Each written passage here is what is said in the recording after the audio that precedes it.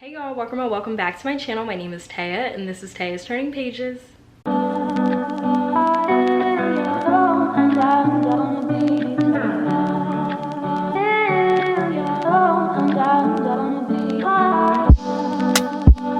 So by the title of today's video, you can tell that this is going to be another reading vlog, and I've told y'all, didn't I tell y'all that I was gonna get back on my shit when it came to reading vlogs? That's exactly what I'm doing here, okay? Because I filmed one a couple of weeks ago and now we got another one coming out, hopefully maybe around like October 16th, 17th, 18th, one of those days. Hopefully you guys will be seeing this during that time frame, but either way, we have another reading vlog underway. But I really hope that like I can execute this one just as well as I did my last one. So if you haven't seen my last or my most recent reading vlog, I will leave that linked up above in the cards somewhere, just in case, like I said, you've missed it. This one is going to be a little bit different because, as I mentioned, this is a readathon challenge reading vlog, and I've never done one of these before. And I'm not sure if you guys have noticed, but I don't really participate in a lot of readathons, and that's simply because I just do not have the time. I really don't. I work a 9 to 5, and I actually work in the communications industry, and I am a social media manager for a company. So I'm constantly working, and I'm also like technically excessively online because of my job and because I do Booktube and Bookstagram on the side. So because of that, I don't really have a lot of downtime to read as many books as I would really want to, which is why I usually average about like 5 to 7 books a month. But I also watch a lot of reality TV as well as TV shows, and I'm also always like watching YouTube and Booktube videos. So I really like to divide my time that way. I love reading and I love books, but I can't physically like read 16 books in a month because like I just don't want to burn myself out, because I am that type of person that will burn out if I do something like that, you know? So that's why I really don't participate in readathons all like that. But my girl Hailey Hughes decided to host her very own readathon this year, and it is called Happy HAILEYWEEN, and there are 5 prompts for this readathon, which isn't bad at all. And the dates for this readathon are actually like perfect, I feel like, for 9 to 5 people, because the readathon starts today, which is a Thursday, and it's October 13th, and it ends on Sunday, October 16th. So really happy about that, because it really gives you the entire weekend to just read as many of these books as you possibly can. And I feel like a lot of readathons take place like during the middle of the week, like smack dab, and that's just not going to work for me, but this one does, so we're here. So I'm actually going to show you guys all of the books I plan on reading for this readathon. I'm not going to go into the full synopses for all of these books because I actually have an entire TBR video where I talk about these books in depth. So if you want to know more about them, definitely make sure you check out that video. I will leave that linked up above here or here. I never know which side, but just make sure you check that out, just in case you're like interested, like I said, in all of the synopses. But I will give you like brief highlights on like what the book is about and go from there. So there are 5 prompts, and the first prompt here is read an extreme horror book or extreme for you. Y'all know I don't read no extreme horror. That's just not my thing and never will be my thing. So I decided to finesse this prompt and like really like look at it from the angle of like read an extreme book for me. So a book that will take me out of my comfort zone, but I'll still hopefully enjoy it, or it still has elements of genres that I like. So I decided to read a dark romance for this prompt, and I really don't know how this is going to go because I do not read dark romance. I have read a few mafia romances in the past. Do not ask me which ones because I cannot tell you, but I have read a few mafia romances before, and I've definitely read some of them on Wattpad. If you know, you know. And I've watched 365 Days, the original and the sequel, on Netflix, and that's all I'm going to say about that. Clearly I do have somewhat of an interest in mafia romances, but at the same time I recognize that like there are a lot of problematic things when it comes to dark romance, especially the mafia romances. So that's why I don't really read the genre all like that, because some of the stuff is just too intense and too extreme for me, which is why I thought that this would be a great genre to substitute for this prompt. The book that I'm going to read for this prompt is actually the first book in the Mindfuck series by St. Abbey, and the first book is called The Risk, and this is actually what the cover looks like. I'm sorry for like the crazy glare, but just wanted to show you guys it. There we go. So yeah, like I said, this is the first book in the Mindfuck series, and I think there are maybe like 4 or 5 books. And for those of you who do not know, this is a serial killer dark romance. So the female MC is a serial killer, but she kills bad guys, or like guys that committed violence against women, and her love interest is actually an FBI agent. This causes a lot of issues and friction between the two because they do really like each other, but they're from completely different worlds. So I cannot wait to see how this all unfolds. All of the booktubers that I have watched that have talked about this series have said that they really enjoyed it, but I did read a couple of sentences from the first chapter, and it was good. It was a little good. So I feel like I'm gonna get hooked pretty quickly to this, and I think I'm gonna fly through it because I think this book is only about like 130 or 150 something pages. So if I can bang this out tonight, that's what I'm going to do, because I'm trying to obviously finish as many books as I can before this readathon is over. And yeah, the next prompt here is read a book that takes place on Halloween at some point in the book. And so the book that I will be reading for this prompt is The Mother Next Door by Tara Liskowski, and this is actually Haley's book club Patreon pick. So if you are a part of Haley's Patreon, then you can definitely join the book club discussion on this book. I never heard of this book until Haley mentioned it in her HAILEYWEEN announcement video. So I am looking forward to this one, and this is pretty much just your typical domestic thriller. So I'm not going to get into the full synopsis. Like I said, it's a domestic thriller. It takes place in an idyllic suburban town, and there's murder and mayhem and bitchy drama that ensues. So really excited about this one. Next prompt here is read an indie horror or thriller book. So this one was actually difficult because I mentioned this in my TBR video, but I don't know what it is, but I just could not find like indie books that interested me, and I don't know if I was using the wrong search terms or what. That could have been the reason, but I went on Barnes & Noble's website and they said that this book was technically a crime like indie book, but I don't think it is. But Barnes & Noble said that it was, so we're just gonna go with what they said. And the book that I'm talking about is 56 Days by Catherine Ryan Howard, and I actually got this book from Amazon, and y'all, this book is heavy as shit. I don't know what is going on here. I don't know if it's like the papers that they use, but this book is so heavy. It's like a brick. So keep that in mind if you order this from Amazon. It's really, really heavy. Probably not great for travel, but I just wanted to like note that. This is another book that I'm actually like itching to get to. This book published I think back in 2021, so like when we were still like in the thick of the pandemic, and that's what this book is about. Essentially, it's about two people who meet during lockdown, and they end up moving in together to try to like embark on a relationship and get to know each other. But in 56 days, only one of them escapes this house alive. So yeah, an interesting premise, and I just can't wait to see how Catherine Ryan Howard executes this plot. Second to last prompt here says read a spooky book by a Black author or an author of color. So the book that I have for here is one that I'm also really excited about. I'm excited about all of these books, but there are some that I'm more excited about than others. The book that I will be reading for this prompt is White Smoke by Tiffany D. Jackson, and this is actually going to be my first Tiffany D. Jackson novel. I just cannot wait to dive into this one, especially because everyone talks about Tiffany D. Jackson. It seems like everyone loves her, everyone praises her in the YA horror community, and I want to be a part of that praise group.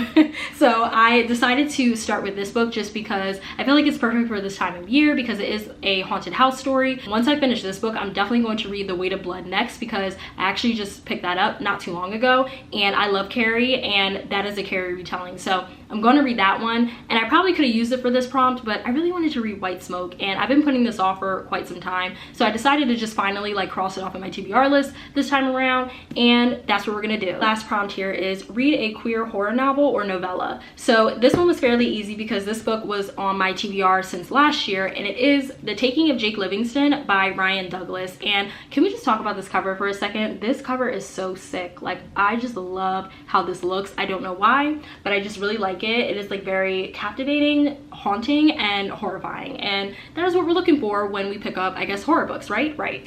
So I'm not going to get into the full synopsis of this one, especially because it is pretty convoluted, but just know that this follows a 16-year-old boy named Jake who is a medium, and so he can obviously see and talk to spirits, and basically there is this really evil spirit that tries to overtake Jake, and you're gonna follow Jake along this journey of trying to not get possessed. This one in particular has to deal with a lot of heavy and triggering subjects. Art talks about mass shootings and mass shooters in here, which is really heavy and really traumatic for me. Whenever I watch the news and just hear, you know, the new mass shooting that has taken place, it just breaks my heart, and it just makes me so like scared and like sad. So I feel like this book is probably going to do a number on my mental health, but I am still going to give it a read because a lot of the people that I have seen that read this book have said that they really enjoyed it and that they really liked the like overall message that I guess Ryan Douglas was trying to get across. So yeah, I want to form my own opinion on this book. So that is what this reading vlog and this readathon is for. I'm not sure how I'm going to break this up just because there are 5 books here, and I just don't want this video to be like 4 hours long. I might only check in with you guys when I get to the 50% and then the 100% mark, just so that way I can try to like cut this video down as best as possible. Yeah, just bear with me throughout this entire video. I would really appreciate it.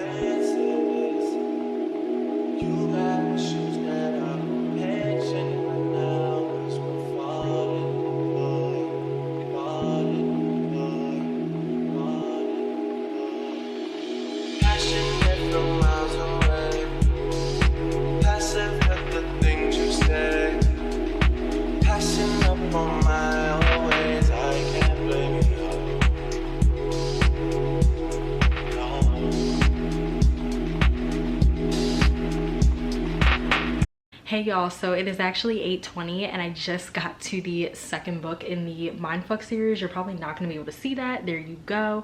I'm on the second book. Well, I didn't start it yet, but I just got to the second book. So this like e-version that I have, the first book, which is called The Risk, is only about 100 pages, which is like perfect.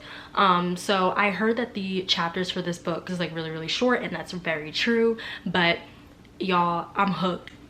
I hate to say that because like this book is so fucked up and so twisted and so sick, but like I'm hooked. Like I need to know what's gonna happen next, because one minute you're rooting for Lana and you don't want her to get caught, but at the same time you're like, oh girl, what you're doing is just not right and it is sick and twisted, but at the same time you're still like, girl, don't get caught, you know? So like it's definitely giving me like Joel Goldberg from You vibes with like the whole morally gray complex and like rooting for a character who you shouldn't be rooting for. It's definitely giving very much that, mixed with Criminal Minds, mixed with just romance, you know? And so it's just an interesting book, and I really wonder how S.T. Abby came up with this plot, because it's just so interesting. Like I keep saying, like I feel like I need to come up with another buzzword or like a way to describe it, but it's the truth. This book is just so fascinating and interesting, and I do have a lot of thoughts, so I want to get into those before I move on to the second book for this reading vlog. I'm gonna try to make this as quick as possible, but I do have a few things to say because this book in this series is really crazy.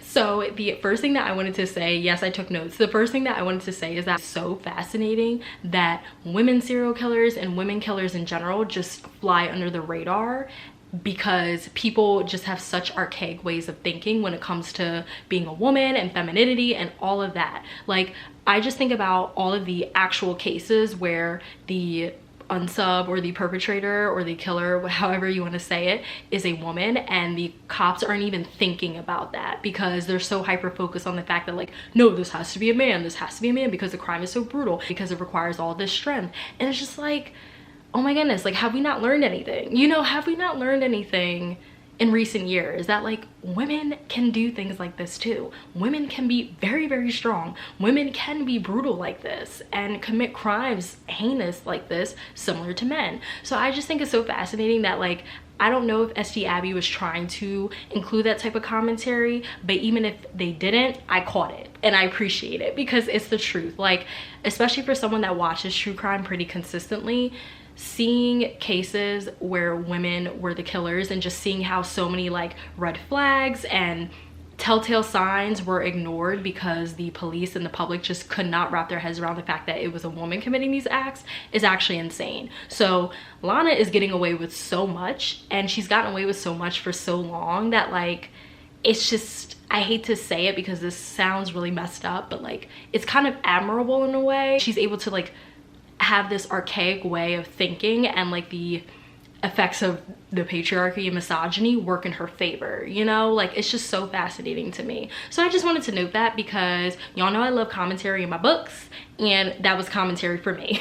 Whether S.T. Abby meant it to be that way or not, I still caught it. So hey. The other thing that I wanted to say is that this book is definitely giving me Joe Goldberg from You mixed with Criminal Minds, mixed with just like a spicy, smutty romance. Like that is what it is giving, and I don't hate it at all because You is one of my favorite shows and Criminal Minds is one of my favorite shows. You guys know I like smut in my romance books. So this book is checking off a lot of boxes, and I'm a little scared about that because I just did not think that I was going to like this just because of the subject matter in here, but I like it, y'all. I'm really enjoying it, and like I said, it is concerning that I do, but I know a lot of people have enjoyed this series, and it does have like pretty decent reviews on Goodreads, so I know I'm not alone, but at the same time I'm just kind of like ashamed at myself, you know? I'm a little ashamed. It's like, have you no shame?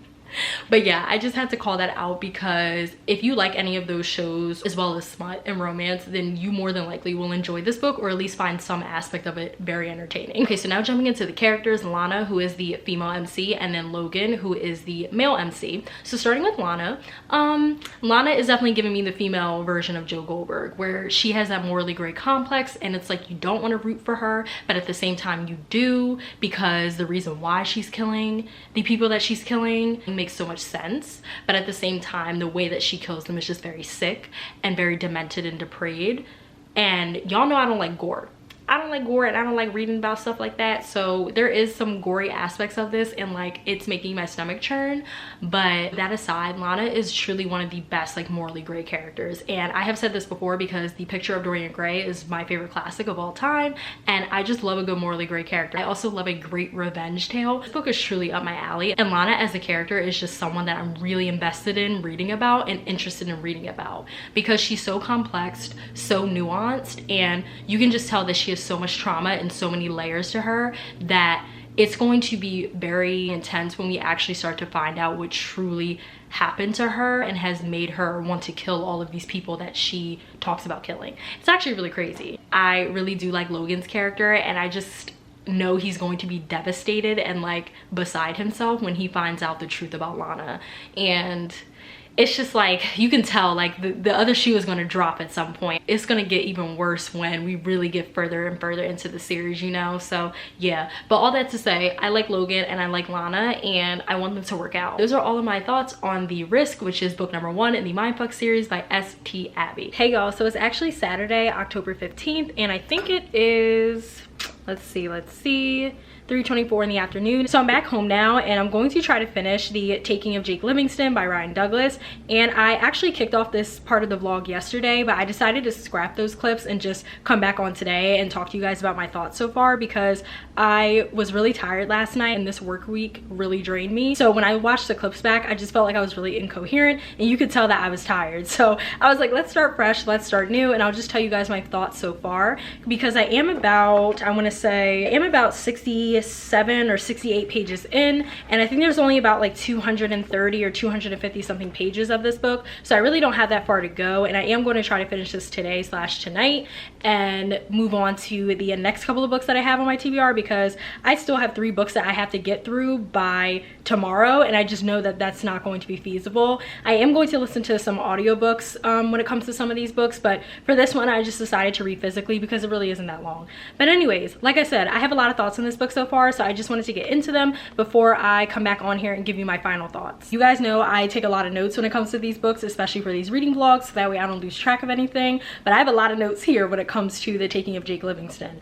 So the first thing that I wanted to talk about is that this book is really, really dark. Like, really dark. And I know I said that earlier, I think in the vlog as well as in my TBR video, that I felt like that this book was going to be really dark and very disturbing, and it is exactly that. I am so shocked that this is a YA horror book, because some of the themes in here I just feel like are very mature and very like adult-like. When I talked about this book in the beginning of the vlog as well as my TBR video, I think I mentioned that one of the characters in here was a mass shooter, and that is heavily emphasized throughout the book. Just like talks surrounding that, and it's intense, especially as someone who is very like sensitive and gets easily triggered by like gun violence and just like senseless gun violence and things like that. This is like really hard for me to get through, especially because last night I went on Twitter right before and I saw that there was a mass shooting that took place in Raleigh. My heart goes out to all of the victims and their families and everyone that was affected by that tragic event. I really, really hope that one day these things can stop happening, but it's heartbreaking that we keep having the same issue persist, you know. But I literally started this book right after I saw that news, and so it just put me in a really dark and depressing space. So I didn't really get that far into the book. Besides that like heavy subject matter, I also feel like Jake himself is very dark and like kind of disturbed, which I guess I can understand because he is a medium, so he sees a lot of ghosts and a lot of spirits, and the way that Jake sees these ghosts is very like horrific. So the imagery and the descriptions that Ryan Douglas goes into in this book are very, very disturbing and very like dark, like I said. And besides Jake just having those dark visions, he is also very isolated and very like to himself, and you can tell that he spends a lot of time in his head, and his head is kind of a dark place, and I just like feel so bad for him. You can just tell that he is like existing. He's not really living or really living for himself or like has anything to look forward to. He's just kind of existing and just getting through the days as best as he can, and that's heartbreaking, especially when you know that he's only 16. So I just like want to like scoop him up and give him a big hug because I just feel so bad. And I just always feel this way in particular about Black YA characters, because this world is already hard enough for minorities and for Black people in particular. And so whenever I see like a Black young character going through it in a book, I'm always just like on defense mode and like protectiveness mode, because like I said, this world is already hard enough. So yeah, sorry y'all, the light is like kind of getting a little bit wonky right now, but yeah, so I just had to say that about Jake's character. But I am really interested in the story so far, and I really like where like Ryan Douglas is going with this, but it is really dark. So I will just preface and say that if you are not in the right mental headspace, then I don't recommend picking this book up. I'm honestly really not in the right headspace to be reading this, but I'm trying to get through it for this readathon. But also I wanted to read this book for a while. I knew I was gonna have to just suck it up and do it, but I did just want to preface that there are a lot of trigger warnings, so definitely make sure you look them up when it comes to this book. The other thing that I wanted to talk about really quickly is that this does have dual POV, so you not only follow the POV of Jake, but you also follow the POV of Sawyer, who is the mass shooter that I keep referring to. And it's just so like eerie and creepy to read from the perspective of Sawyer, because you can clearly see as each chapter goes on, like, what the hell?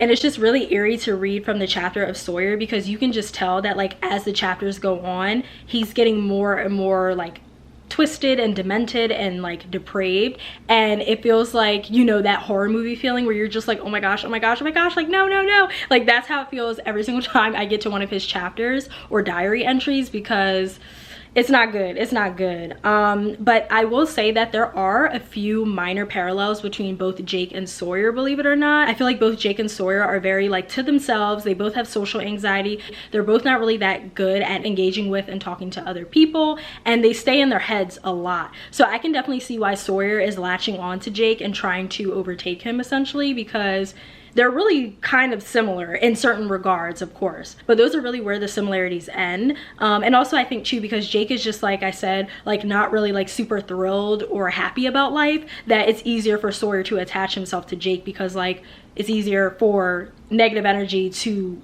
fester on negative energy, you know what I mean? So yeah, but I don't want to say that Jake is like a bad person or a bad character, because I don't think he is in the slightest. But like I said, because he is not the happiest, I just think that like that attracts, you know, other unhappy beings to him. So yeah, that's just one thing that I wanted to know about their personalities and just like how they are kind of similar. Another thing that I wanted to say is that adults and people in general just need to start believing kids more. This is something that Marcus and I were talking about recently. It really bothers me that like adults, especially parents, don't like believe their kids when their kids tell them that something is wrong or that they saw something that wasn't right, and they just kind of like dismiss it or brush it off because like, oh, they're kids, they have a big imagination. And while I understand that, and while sometimes that is true, I just feel like you should listen to your kid of all people, because I don't know, there's some things that kids will tell you where it's just like hard to believe that they made that up, you know? So that's just one thing that I wanted to say, is that I really need people, like adults and just people in general, to start to believe kids more, because I feel like a lot of the stuff that Jake is going through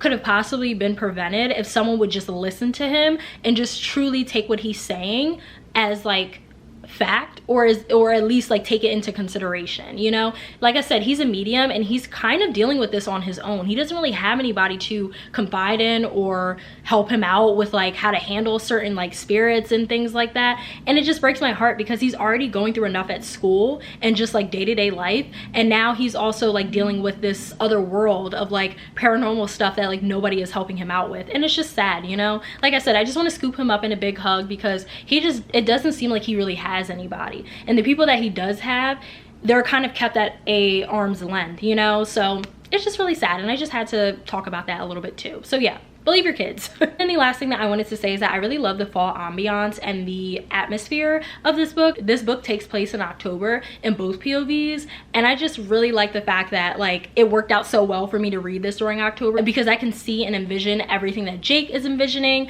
when he talks about the leaves turning colors and the crisp air and all of that. So yeah, I just really like the fall ambiance of this book. So if you are looking for a book to read during this time of the year that like gives you those vibes and those feels, then I definitely recommend picking this book up. Again, if you're in the right headspace, okay, if you're in the right headspace. But I will say that like this does deliver on the ambiance and the fall vibes.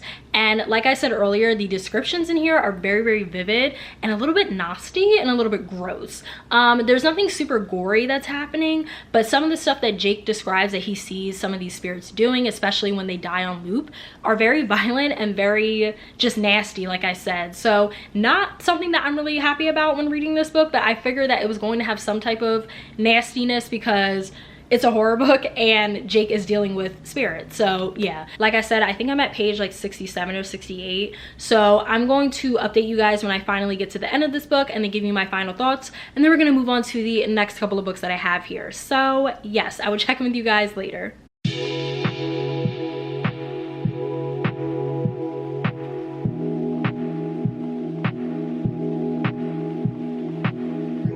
Hey y'all, it is Sunday, October 16th, 10:33 in the morning, and that explains why I look and sound so tired, because I am. But I had to get on here and give you guys my final thoughts on the taking of Jake Livingston, because I'm actually joining Haley Hughes for her final reading sprints for the HAILEYWEEN reading challenge, which is really awesome. But by the time you guys see this video, the reading sprints will obviously be over, as well as the challenge. But yeah, it starts at 12 and it is currently, like I said, 10:33. But I wanted to get on here and just give you guys my final thoughts on the taking of Jake Livingston, because this story, it was a wild ride. It was a wild ride. So I'm going to land on a 3-star for this, and I'm really disappointed and really sad that I even have to give it such a average or middle of the road rating, because I was really hoping that I was going to enjoy this one a lot more, especially compared to other people that I've seen it give this reviews. I was just really hoping like, okay, well maybe I'll be in the minority like I always am, and I'll end up loving this book, and maybe it could become a new favorite YA book.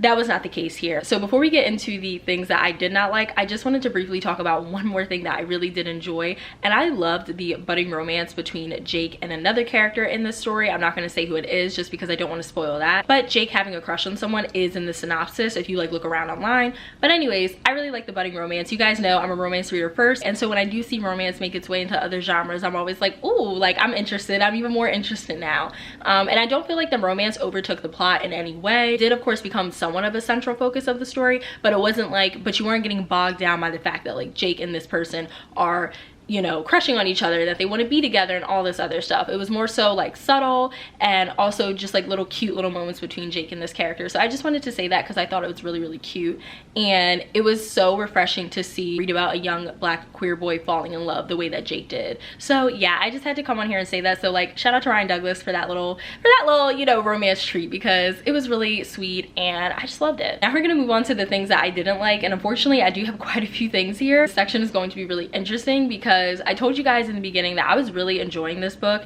and I was really interested by what was going on. I was really enjoying the story in the very beginning. Like the first half of the book had me locked in. I was engaged. I was really interested in Jake and his storyline and just like what his world is like being a medium, especially at 16. So I was really interested. But once we got to the middle and towards the end of the story, I just felt like we went off the rails, and I don't know what happened, but it felt like something shifted in the story, because I just felt like I was reading two completely different stories in the sense of like interest. But like I said, in the first half of the book, locked in, was really interested, and I really liked the build up and the suspense. But once we got to the middle and the end, I just felt like the story became a bit disjointed, and it just felt like Ryan Douglas was throwing a lot of things at you. It was all over the place. I feel like most of that is due to the fact that you get to learn a lot about Sawyer, but you barely get to learn anything about Jake. Sorry y'all, my heat just kicked on, so I'm gonna try to be a little bit louder. But what I was saying was, you get to know a lot about Sawyer, who is the killer slash the ghost in the story. story versus Jake. And I'm trying to figure out if that was the point, because like I said, Sawyer is a killer, and more specifically he is a mass shooter.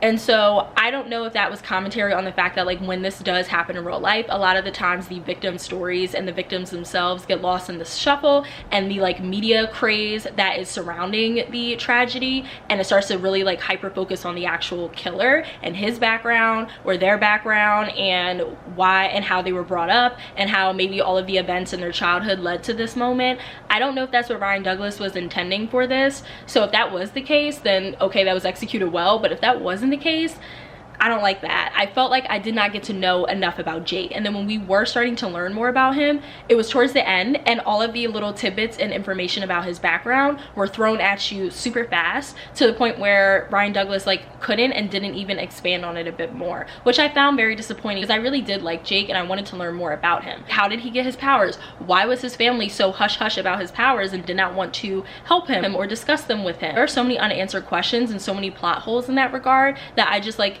did not understand why there were. And then we also get a little bit more of a glimpse into his family life, but like I said, you don't really get that until the end of the book, which like at that point I was already kind of checked out, so I really did not even care anymore. And so I just felt like Jake's character could have been handled a bit better in that sense, because we spent way too much time with Sawyer and I just didn't understand why we did that. I felt like there was supposed to be a bigger message or an overall central theme when it came to the two topics that I mentioned earlier, and the lack of control when it comes to both like racism and homophobia, because obviously people who are bigoted don't really see an error in their ways. Like, yes, maybe they can change later in life, but usually a lot of the times they don't. It's really like talking to a brick wall, trying to get them to understand like, hey, your way of thinking when it comes to these two things is not okay. But I just felt like the message for that was supposed to be bigger in the story. I just felt like it fell a little bit flat for me, especially like the race part of it. I felt like there were only little snippets and tidbits of like racism thrown in the story, and like the way that it was thrown in the story was just very awkward, and it didn't like flow right, if you know what I mean. It sounds so strange to say about like something as serious as racism. I just felt like the execution for that wasn't fully baked, in my opinion. Like there were certain moments in the story where Jake had to confront racism,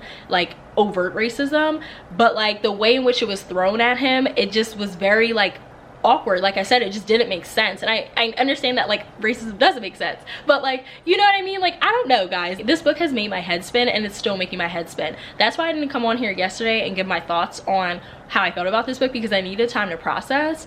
And like, maybe I still need that time, but I don't have time to do that because I need to get this vlog completed and uploaded. But yeah, that's kind of like how I feel about that. I just felt like the overall messages for both of those topics just did not like hit the way that I felt like they were going to hit. Like a lot of the things that were thrown in here when it came to the topic of race, it just felt like it was like a racism is bad, and here's an analogy or a chapter where a white guy is making a microaggressive comment to prove that. And like that was it. Like there was no further like explanation or thought-provoking like insight on that, or like any way in which Jake or any of the other characters really explored it. And I understand that this is YA, but I have read YA books that explore race very well and talk about it and make it digestible for YA readers, but still pack an important punch. And I just felt like it was lacking here in that regard. It just did not feel like that part of the message or commentary was fully thought out, in my opinion. Last thing that I will say that I didn't really care for was, it was just so confusing at times. There were a lot of moments in chapters where Jake would have paranormal experiences and visions and hallucinations,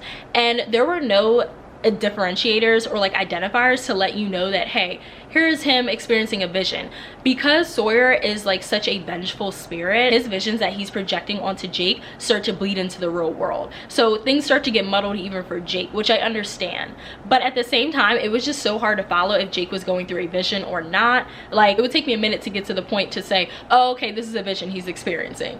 But like when I would get to that point, it would be literally towards the end of the vision. And maybe that's just a me thing, maybe that's my problem. Maybe I clearly need to read more of these books to start to get more acclimated to that. But I was just really confused by what was a hallucination and what was reality. So yeah, I just felt like there could have been a little bit more clearness with that, and there just wasn't. Those are all my thoughts on this book. Next book that I will be reading is The Mother Next Door by Tara Liskowski. I have never heard of this story before, nor this author, so I am really excited to dive into this one and to see how this all plays out. I love a good domestic thriller, and after reading that book that almost put me in a reading slump, this is exactly what I need, okay? Either this or romance, and I can't read romance right now, so I'm going to give this a try. I really hope that I enjoy this one. So I'm not going to start this book until 12 because that's when the reading sprints start. So yeah, I will check with you guys when the reading sprints are happening and go from there.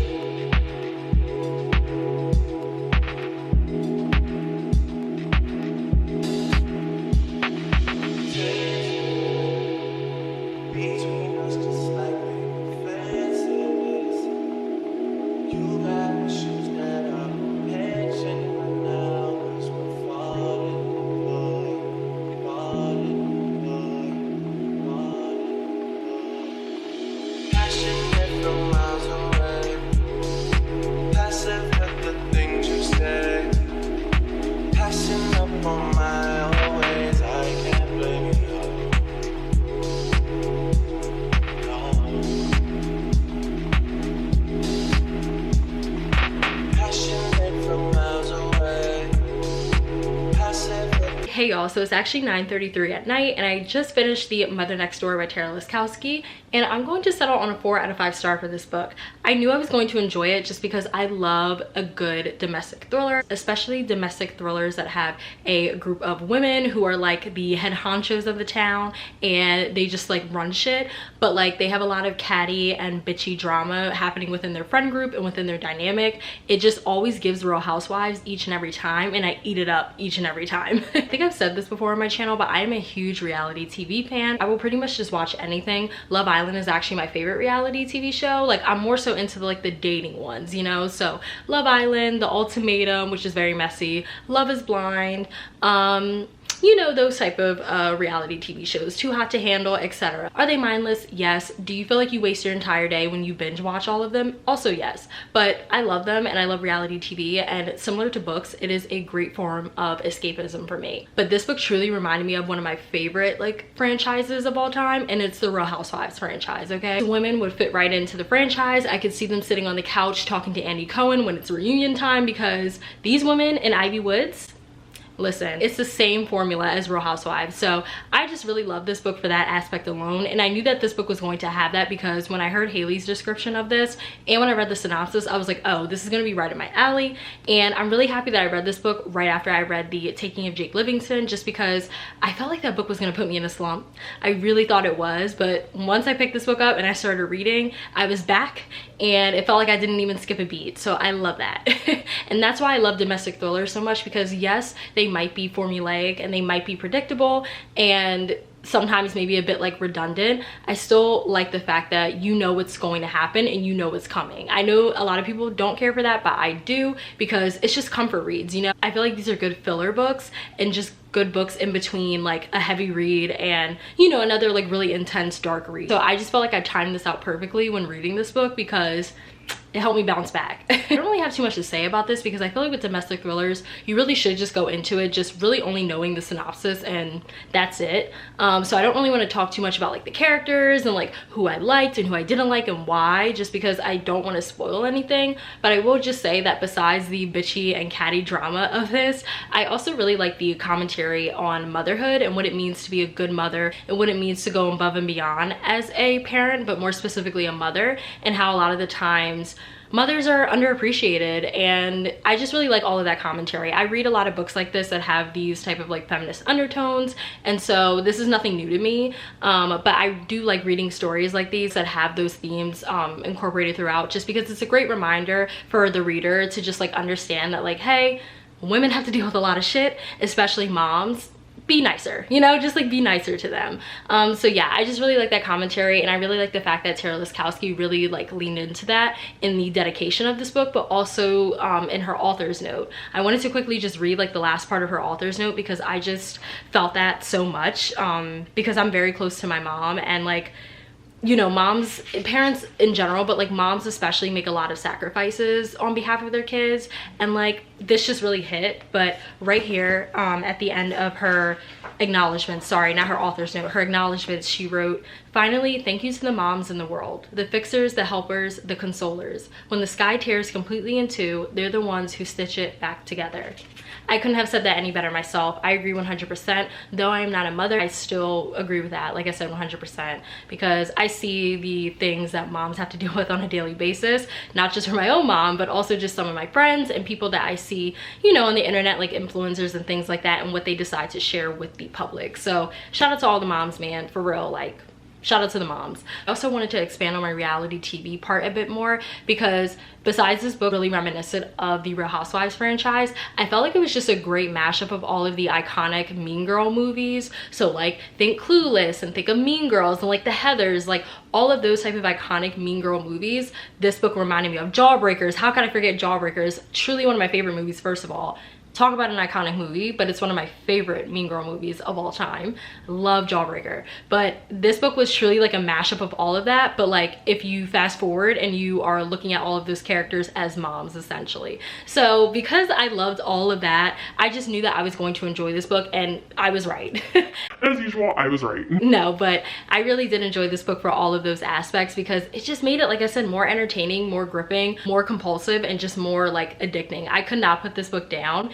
And I just really like Tara Liskowski's writing. It's just so witty and funny and just like delicious. It's downright delicious, and that's exactly what this novel was, but more specifically Tara Liskowski's writing. It's just delicious. So I definitely will be picking up more of her books, because she, I think, does have another one, and at least I think like a few short stories. So I'm gonna give those a read, because this one was just really, really entertaining, like I said. The other thing that I will say that I enjoyed about this story is that I was actually impressed and shocked at the reveal, like of who was actually messing with the IV5 and who was like threatening them and threatening to expose them. I was actually pretty impressed with the reveal. I know a lot of people probably did not care for it on Goodreads. I could see why people wouldn't care for it, but I did. I wasn't expecting the person who was behind all of this to be behind all of this. And given who they were, I have to say that it was pretty impressive. I do. This person learned how to play the game, and they learned how to play it just as well, if not better, than the IV5. So listen, if you can go toe to toe with a group of women like this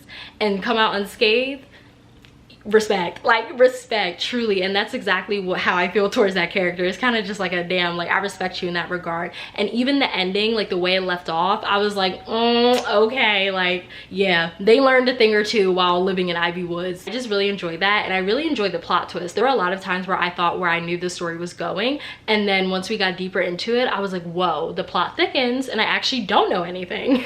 And then we took a sharp left, and then something else happened. So this story kept me on my toes from beginning to end, and I truly did not have any of this worked out. So really appreciate Tara Liskowski for that, because sometimes with domestic thrillers, they can be predictable, like I said earlier, and you can guess the killer reveal or like the reveal in general, but I didn't see it coming for this. So yeah, I really did enjoy this one. I feel like it makes more sense for me to bump this up to a 4.5, because I really did enjoy it. It wasn't 100% perfect. There were things about it where I was like, okay, like this is dragging a little bit, or okay, we probably could have removed this part, but I don't think that this needs to be a 4-star like what I originally rated it, because I enjoyed it, and I feel like I am the like target demographic for this type of story when it comes to just like catty drama, idyllic suburban neighborhood, PTA moms warring with one another. Like this is the type of stuff that I like to read about, because it's just funny to me, and it's so absurd and so campy that like I feel like I was the target demographic for this, and it did what it needed to do. So I'm gonna bump this up to a 4.5. Those are all of my thoughts on The Mother Next Door by Tara Liskowski, and I actually was able to get through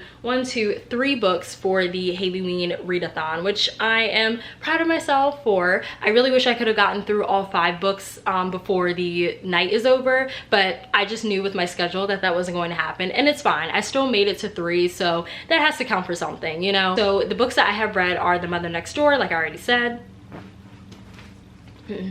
The Taking of Jake Livingston by Ryan Douglas, And then I also read the first book in the Mindfuck series called The Risk, and I will pop that up on the screen here. So those are all of the books that I have read for the HAILEYWEEN readathon, and I actually have 2 more books left on this TBR, and they are White Smoke by Tiffany D. Jackson and 56 Days by Catherine Ryan Howard. So I think I'm going to listen to these 2 books on audio because I actually do have a few Audible credits built up because I haven't used Audible in a long time because I don't commute anymore into work like that. So I don't really have a lot of time to listen to audiobooks, which is really unfortunate. I need to figure out a way to incorporate those back into my reading plans. But anyways, I'm gonna try to listen to both of these books on audio, maybe read along if I feel like it, but I just feel like these books are a little bit chunky for me. So I'm actually going to end this vlog here because I feel like it's already going to be long enough. I was able to read 3 books out of 5, so I feel like this is enough for a reading vlog. I hope you guys enjoyed this video. I definitely had fun filming this, and I cannot wait to participate in HAILEYWEEN next year. I was talking to Haley a little bit today, and she was saying that she definitely has like more plans to, you know, switch up the readathon and just do more with it possibly next year. So we'll definitely be participating in it again, and hopefully some other ones. I need to plan better so that way I can actually participate in more than just one readathon, but we will see because, you know, schedules change, things happen, so we'll see. But I'm so proud of myself for at least participating in one and getting through 3 books out of 5. So yeah, but I hope you guys enjoyed this video. Definitely make sure you like, comment, and subscribe. It really helps me my channel out. And lastly, please make sure you follow me on Bookstagram as well as Storygraph. I will leave all of that information linked down below, as well as at the end of the video like I always do. I will see you guys in my next video. Bye.